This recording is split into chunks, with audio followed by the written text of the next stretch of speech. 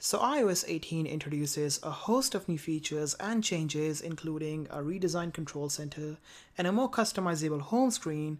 But one feature that stands out amongst the rest is the option to finally lock applications using Face ID on your iPhone. So in this video, I'm going to show you how you can do just that. Now the process is relatively intuitive and it's not hidden deep under the settings or under the app settings.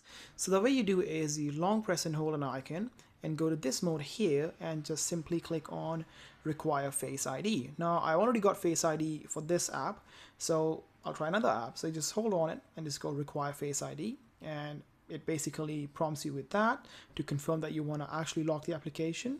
Once you click that, now you'll need to use your Face ID to unlock the application.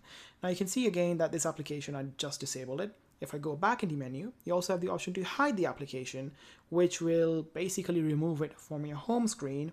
And that is again a nifty feature if you want to hide certain applications to not be on your home screen or not sort of searchable. And the way it works is once you hide the app, it'll go into the app library into this hidden section where once again you'll be prompted to use Face ID to access the folder and to view the applications that are hidden.